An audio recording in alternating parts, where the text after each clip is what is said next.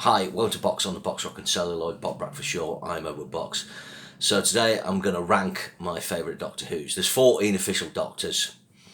Obviously you've got the War Doctor as well, John Hurt. If he'd been Doctor, I think it would have been great. And then there's like the Doctor in that Timeless Child thing, but anyway. You've also had other actors playing the Doctor, which we'll come to. I think it's fair to say that I've hardly watched any of the William Hartnell ones. I've seen some of them. It's just very old TV, a bit rickety obviously now, so that's not sort of delved into much. So my assessment of William Hartnell's really based on what I know, what I think, but other people might have high, you'll see. Okay, so my number 14 choice, it'll be no surprise for anyone to know, is Jodie Whittaker.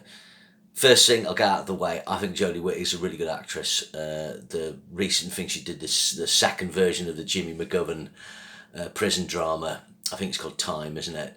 She was excellent in that. I've seen other things she was excellent in, like Broadchurch. So when she was cast as the first female Doctor, I was like, yeah, Jodie Whittaker's really good. The problem with this show was the writing. They had too many companions. It was just poorly done. I switched off, really, if I'm honest. It wasn't something I paid a massive attention to. I think the problem with her characterisation was she was kind of copying the kind of manicness of an Eccleston or a Tennant in a female form. It never really established a Doctor for her.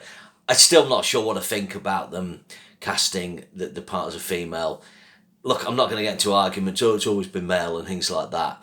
But it just felt like a kind of token thing. I think really Jodie Whittaker ended up being a kind of sacrificial lamb, so to speak. It was poor writing, and she was sacrificed on the altar of sort of modern kind of politics in a way. If you're going to do this, then get it right, or just create a great sci-fi show with a female lead. We have this thing where we recast films and so on. We remake Ghostbusters with females.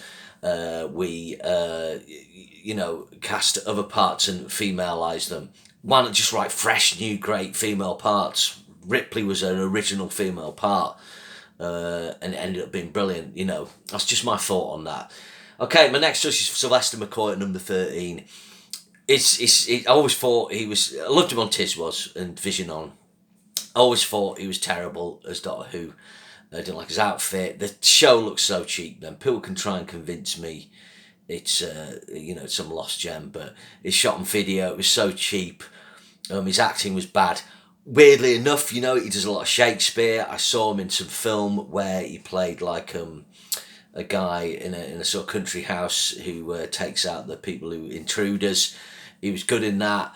And also, when he's been cast and turned up in specials, I've liked him. So it's clearly a problem with the script, and the time and the budget. Doctor Who at that time, it really was just being kept going really by the fans, and it just needed to stop so they could freshen it up, which is what happened.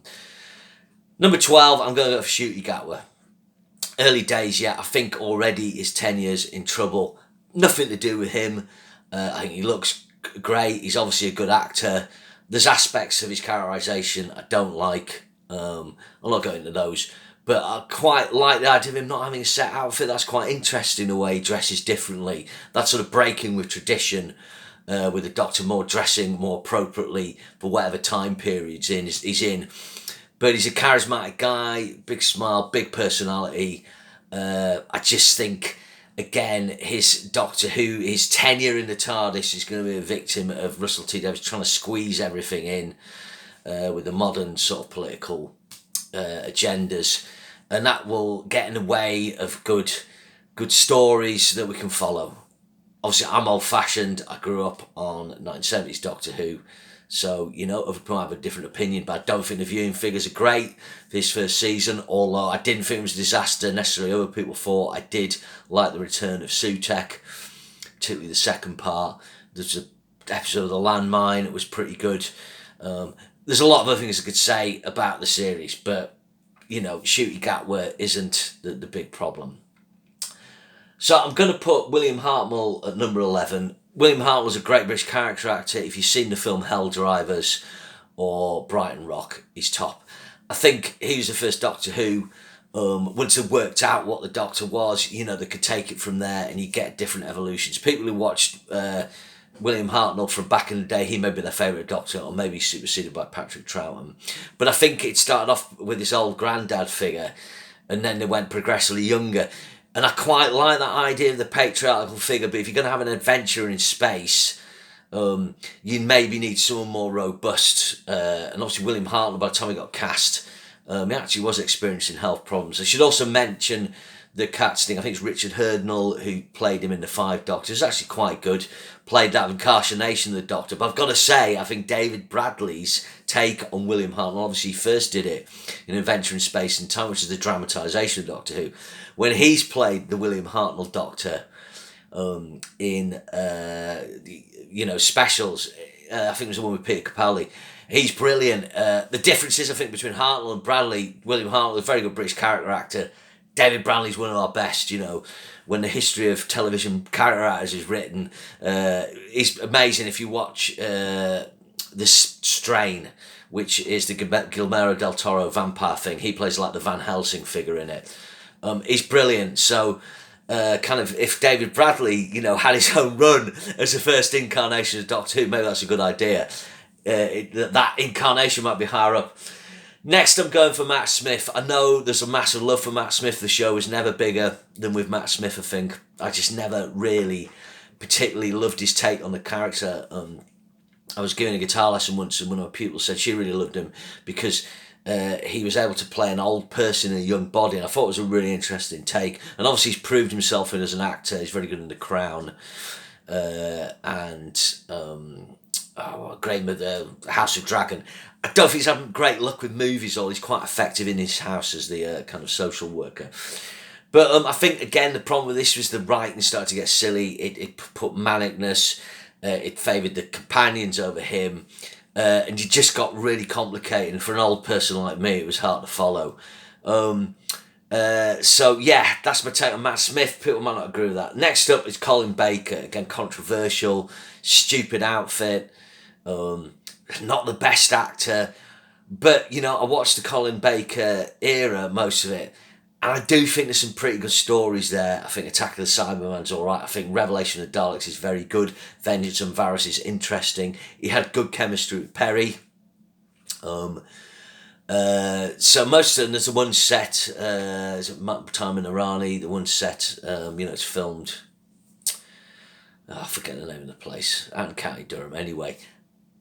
There's some shit episodes, there's this crapness, but I quite liked it, and the way he was different from Peter Davison. I just think his abrasiveness and the stupidity of the outfit, just kind of, they didn't get the character quite right. It's kind of almost like when Roger Moore took over as James Bond. It took him 3 films to kind of find his Bond, although I still like what he does in the other films, and I think Colin Baker never quite really found his Doctor, because of circumstances and politics, particularly with what happened with the trial of a Time Lord. Number 8, I'm going for Chris Eccleston. Chris Eccleston will always be live long in the hearts of Who's fans for bringing it back. I never really quite got why he quit. It seems like he fell out with Russell T Davies. I thought they were buddies. He fell out with the production and so on. Members of the BBC. His take on the Doctor was good. He was kind of modern in a leather jacket. He didn't look very quirky. They hired a serious actor, a proper actor. I think, again, he didn't really have a chance to grow into the role because he left. He kind of had this manic thing, which Tennant sort of took over. But his take on the Doctor didn't quite find its solidity. But some very good episodes in his tenure. Rose was good. Of course, the kind of climax, the big 2-part at the end, I forget what it was called now. It was the Charles Dickens one, the second episode with The End of the World. And of course, Are You My Mummy? So, really good. Just needed more time in the TARDIS. My number 7, this will be controversial, is David Tennant. I think David Tennant's excellent actor. I think his Doctor, when he came in, he was really good. And he got some really good stories. But the things they did with his Doctor, he got so big in the part that Doctor Who itself got kind of puffed up, like he became more like a superhero, and particularly in the last series, The plots got very complicated. All the thing with the Master. I never liked John Sim. I wish it had stayed as Derek Jacobi. So Tennant was top. He was great when they brought Sarah Jane back. His relationship with Rose was really good, but then the whole he fancies Rose, and then there's that ridiculous thing where they kind of spent 4 stories of him saying goodbye. No Doctor should be that kind of bigger than the Doctor, if you see what I mean. And I think a lot of problems towards the end of the Tennant era carried on into the Smith and Beyond, which was overcomplicated writing, a focus too much on the fellow travellers, companions, and things like that. But Tennant, he could maybe be higher up if I rewatched them to make an assessment. I think it was a mistake for him to come back.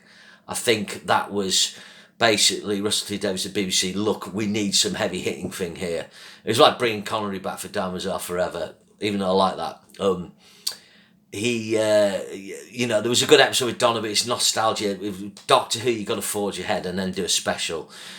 Interestingly enough, when they did the special in 2012 and he teamed up with Matt Smith, it was instantly refreshing having him back. I never got on board totally with Matt Smith, so it shows you the power of Tennant. If I hadn't got so daft, although I really like The Waters of Mars as I find one of the last ones. So oddly enough, although he only did one Doctor Who, some 10-minute episodes, and has appeared in specials, Paul McGann is my 6th choice. I honestly think if Paul McGann got a proper series, I think he'd be right up there. To me, he had the right balance of sort of youngish and good looks. I liked his outfit. It was kind of a bit Victorian with his foppish hair, but I felt worked really well. He had a really good manner, a mix of eccentricity, but he could do not too manic. Taking little bits, a bit of flamboyance of John Pertwee, a bit of eccentricity of Tom Baker, the youthfulness of Peter Davidson. I think that worked, and whenever he's appeared, he's always totally got his Doctors. Like with one TV special, he had his Doctor, and it just wasn't jarring at all when he appeared in the things. I just wanted more of it. I read someone's talk of doing a series of Paul McGann Doctor Who, kind of set in, the previous time.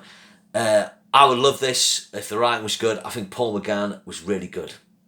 Number 6. Number 5, I'm going for Peter Davidson. So Peter Davidson's one of my Doctors when I grew up in the era of Doctor Who.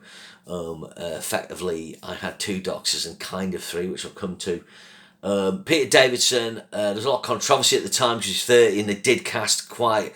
although Tom Baker was 40 when they cast him, he was quite dramatically younger. We all knew him from playing Tristan Farnham in All Creatures Great and Small.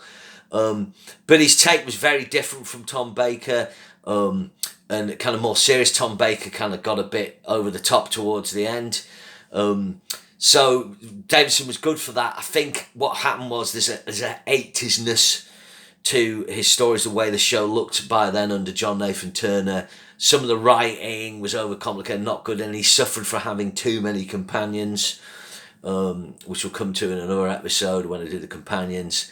But he's good, and he had some great episodes, Earthshock, Kinder, and of course the all-time classic Caves of Androzani. Really strange that right at the denouement, he not only delivers his best ever episode, he delivers easily one of the top 10, maybe top 5 episodes of Doctor Who of all time, probably with the greatest third episode cliffhanger ever. So we wanted more of that. We didn't get it. Number 4 choice. So again, this was a surprise, people.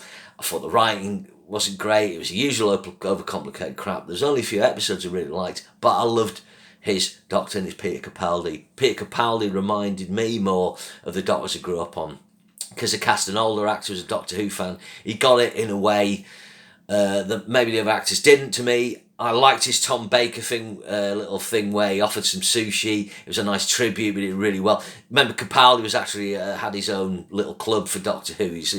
There's historical examples of him writing letters to the BBC and stuff like that. It's quite funny. But I just thought it was really good. It just got so over the top, the stories. There's that one where he punched through a wall for 4 billion years. Or something like that. It was just crazy. But I did like him. Stephen Moffat, I just think his writing went mental. It was almost like when he took control, it was almost there wasn't Russell T Davies to kind of rein him in, and it just got daft and overcomplicated. But there were some good elements to the show, but he was great, and I really liked it. I think one of my mates said he had the right element of danger about him, which sometimes the other doctors are lacking, and Tom Baker had that, definitely, you know. Number 3, I'm going for Patrick Troughton. So Patrick Troughton comes in an era before I was into Doctor Who, but I first came across him, obviously, in the Three Doctors. Love his take on the Doctor. Great British character act. You know, they really cast a really good guy. And obviously, we'll know him from Sinbad and Eye of the Tiger. That classic episode of The Sweeney where he knocks over and kills George Carter's wife. Really good. And when I've watched the Patrick Troughton episodes that I've watched, he's always great. And just a totally different take. He's quite unique, Patrick Troughton. You know, after William Hartley was quite a bit younger, and he really is unique. He really sits in his own realm, and that's why I'm picking 3. For many people, the greatest Doctor. Those stories have been lost now, but a lot of his stories are seen as a high point of the series. So number 2, I'm going for a guy who kind of wasn't in my era Doctor, but kind of became in it. Is Jon Pertwee. So back in the early 80s, they repeated some Jon Pertwee Doctor Who stories as the Three Doctors, and of course, Carnival of Monsters. I absolutely loved him. I loved his take on the Doctor. I knew him from Words of Gummidge. And when I was able to view all his Doctor Who episodes, I ate them up. I think Jon Pertwee is one of the most consistent Doctors. From once he finds his groove, probably in the episode Inferno, he's really good right up to the end, Planet of Spiders. Some of his stories aren't so great, some are better, some are brilliant, but he doesn't sort of outstay his welcome, and there's a kind of, you know, it's pretty strong. Planet of Spiders are pretty decent finishing episodes, some good stories in that series. The series before is excellent. I just love him. I love his James Bond take on Doctor Who. I think even though he's a kind of comic actor, he plays it pretty seriously, with a lovely moral authority, and he's got his cape and his gadgets and his car. I just love it. I thought it was brilliant. And his first Doctor Who to go into colour, and he's a big part of the story. A lot of people don't rate him as highly as I do, but I've always loved him. Okay, so it brings my number 1 Doctor Who, so no surprise, it's Tom Baker. Many people of my generation's favourite Doctors. Let's get the criticism out of the way. Tom Baker did 7 series. Series 6 and 7, apart from the episode City of Death, are not good. I think he starts to get a bit too manic. He gets this general kind of silliness and comedy. He's not the brooding, sort of slightly menacing figure he is before that. Some of his sort of daftness does appear in the Key to Time series, but there's some good stories there. So going back before that, Robot, pretty decent opening episode. Opening episodes for Doctor Who's new Doctors are invariably not very good. I think Robot's one of the better ones. It's not great, but it's fun. That first series, you got the Ark in Space, and of course the mega Genesis of the Daleks. Probably the episode that establishes his greatness. Undoubtedly the greatest, or one of the greatest Doctor episodes ever. The next series, you get the Pyramids of Mars. Again, another one of the great episodes. And in amongst all this, you've got incredible work when he teams up with Leela. You've got the Towns of Weng-Chiang, the Brain of Morbius, you know, brilliant stories like that. There's a period where Tom Baker, for about 2 series, is just almost flawless. You know, when your weakest episodes like the Android Invasion, you know you're onto a winner. Of course, he had 2 amazing companions in Sarah Jane and Leela. So that's my number 1 choice. People can choose to agree or disagree. And I'll see you again soon. Remember to share and subscribe.